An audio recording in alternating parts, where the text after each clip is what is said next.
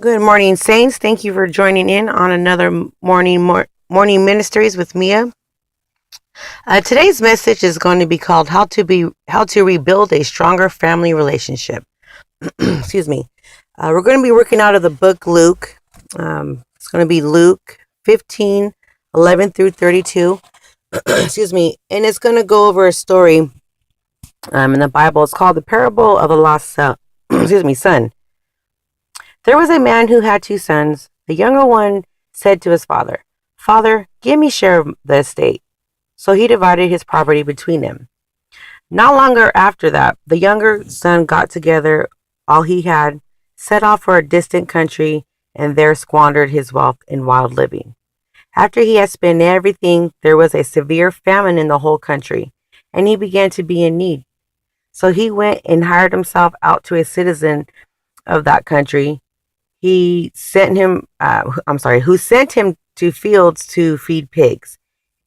He longed to fill his stomach with the pods that the pigs were eating, but no one would give him anything. When he came to his senses, he said, "How many of my father's hired servants have no food to spare, and here I am starving to death? I will set out and go back to my father and say to him, 'Father, I have sinned against heaven and against you. I am no longer worthy to be called your son. Make me like one of your hired servants.' So he got up and went to his father. But while he was still a long way off, his father saw him and was filled with compassion for him. He ran to his son, threw his arms around him, and kissed him. The son said to him, 'Father, I have sinned against you, heaven, and against you.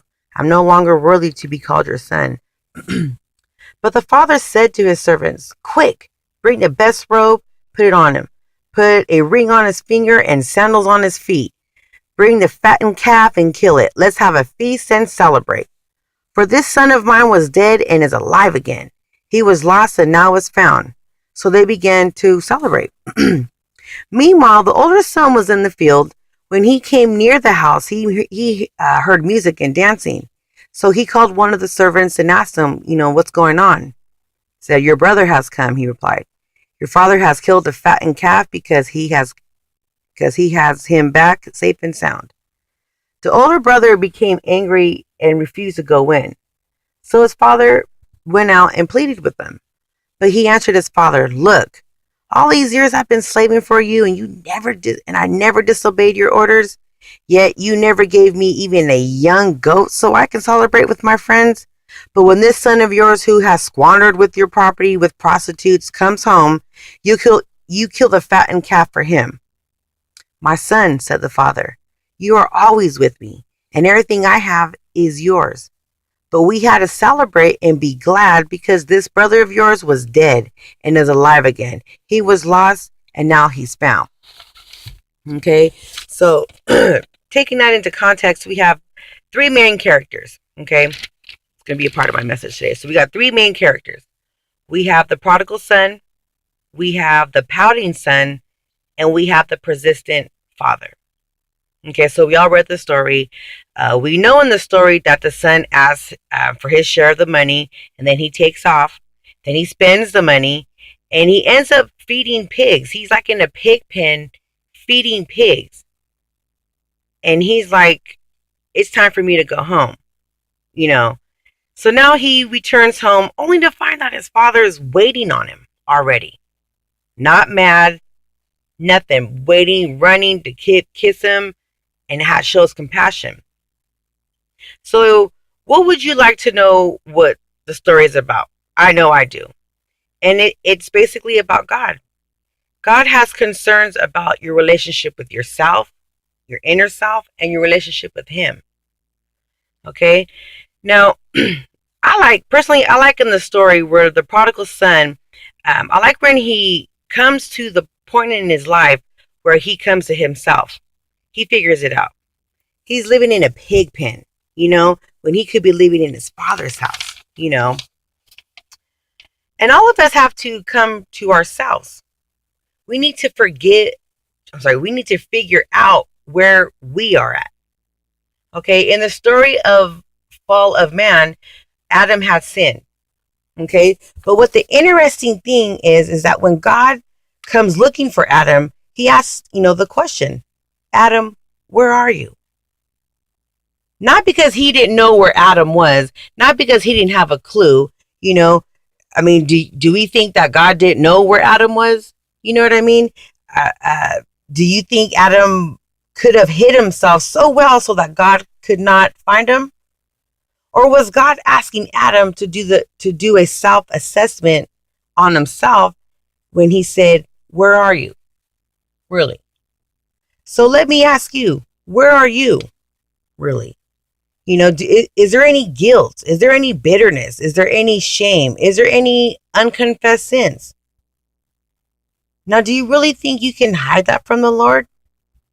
Come to yourself, do a self-evaluation to find out where you are. Again, the Lord is concerned about your relationship within yourself and with Him. He doesn't care how far you have gone. He doesn't care about what a mess you have made with your life. He doesn't even care how bad you smell. He cares about the relationship that you have with Him. Okay, God loves us. We know God loves us. He explains it so many times in the Bible. One of the most famous is in John 3:16. For God so loved the world that He gave His one and only Son, that whoever believes in Him shall not perish, but have eternal life. That's what the Bible tells us about God's love. Now, there's a purpose for that love, for sending His Son, okay? And that purpose is Jesus Christ. In 18:11, it says, for the Son has come to save that to whom that is lost. Okay? The Father is always persistent. God is always persistent. God is always ready to take us back. In reference to the story, there's actually a painting of the prodigal son. It's by a 17th century Spanish artist named Morella. And I know this because I looked it up on the internet because I wanted to be able to see and, just look for myself the details, of the picture and everything that was described in the Bible. I want to see it for myself. In the painting, you're immediately able to find the father and the prodigal son. You're able to identify.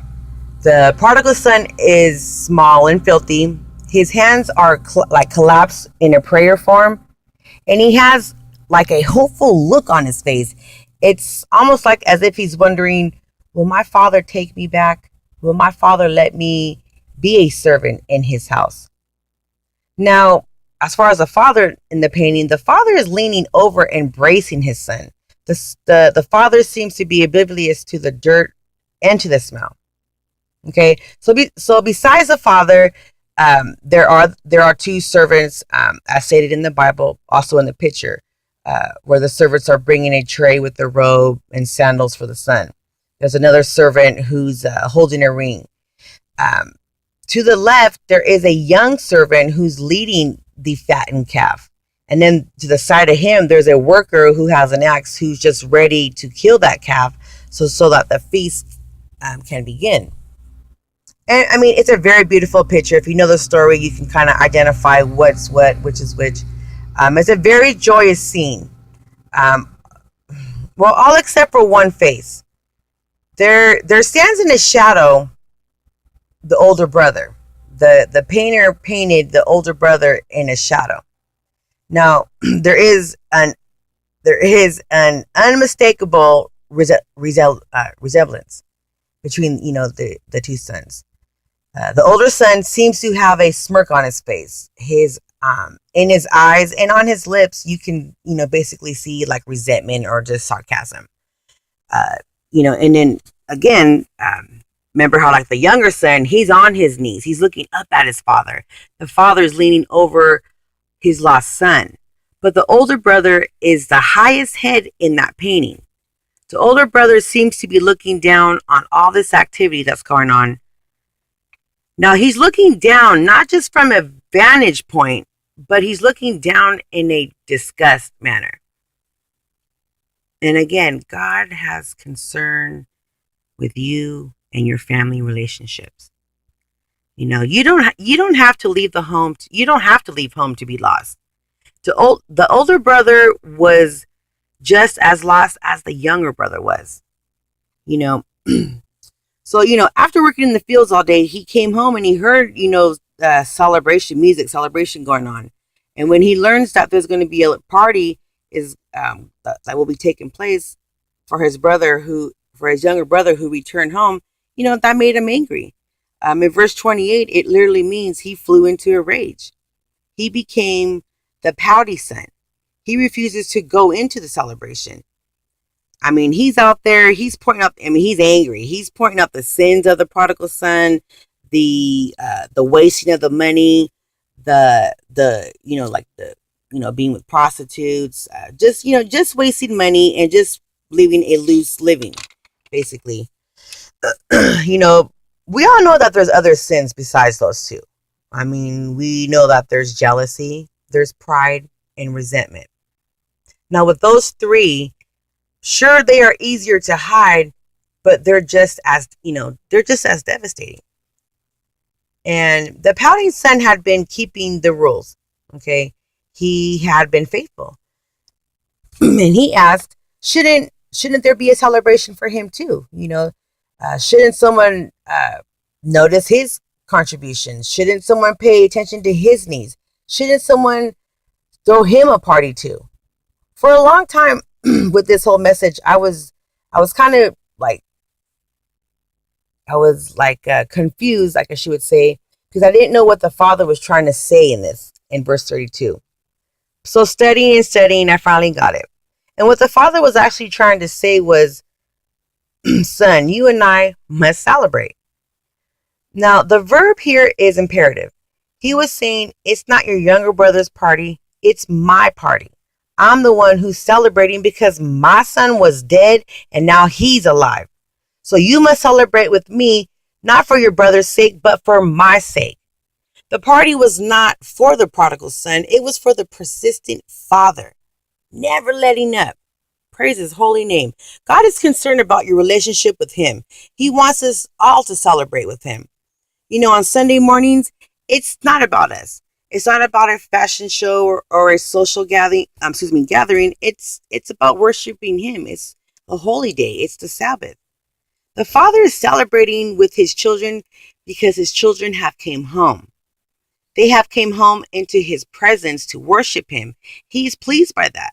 God wants to celebrate with us. In Luke chapter 15, there are 3 celebrations. There is a celebration of the shepherd who finds his lost sheep. There's a celebration of the woman who finds her lost coin. And then there's a celebration of the father who finds his lost son. Does the son, with that saying, I guess, because when I was reading the Bible, it doesn't really go into detail. It just stops there and it leaves everybody wondering, does the son ever go to the party and celebrate? And to tell you the truth, I don't know. Again, the Bible doesn't go any further than what we have read. But I do know this. Jesus left that story open-ended, and he left it open-ended on purpose. Okay? So we need to see that it's up to us what we're going to do. God is concerned about our relationships with him. So what are you going to do? Okay? Are you going to allow the relationships to be restored? Or are you going to stomp off and try to hide things away from God like Adam did? I hope this finds everybody in great health, great spirits. Hope it made sense. Thanks again for listening. All glory to God. Thank you, Jesus.